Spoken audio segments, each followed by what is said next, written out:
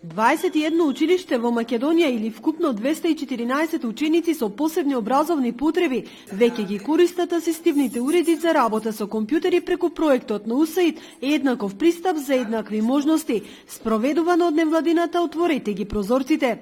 Сумирање на резултатите од проектот на УСАИД преку тркалезни маси, на кои наставниците и родителите ќе можат да ги кажат резултатите од примената на асистивната технологија.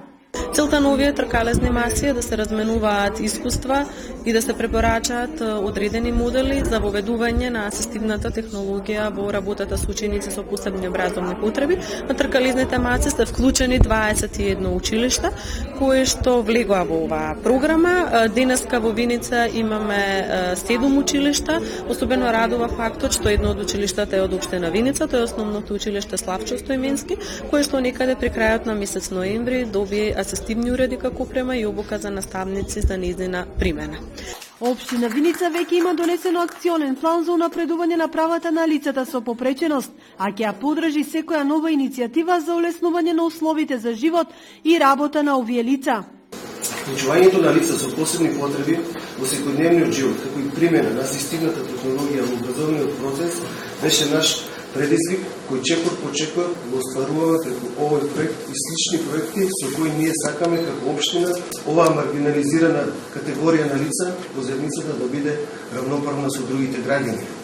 Меѓу 7 училишта од Македонија кои беа присутни на денешната тркалезна маса, дел од своите позитивни искуства сподели основното училиште Славчо Стојменски, во кое новите уреди за работа со компјутери ги користат 24 ученици.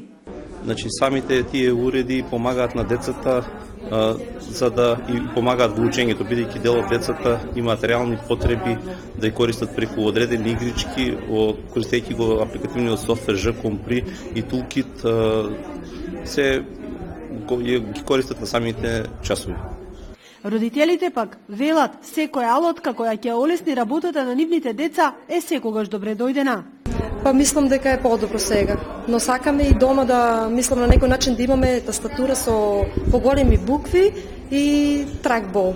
Асистивната технологија ги подобрува образовните можности и го подобрува квалитетот во образованието, беше заклучокот на Лела Јаковлеска, заменик директор на програмата за образование на УСАИД, потенцирајќи дека сепак уредите и не се толку скапи за да можат училиштата преку спонзорства или со поддршка од општината да ги обезбедат.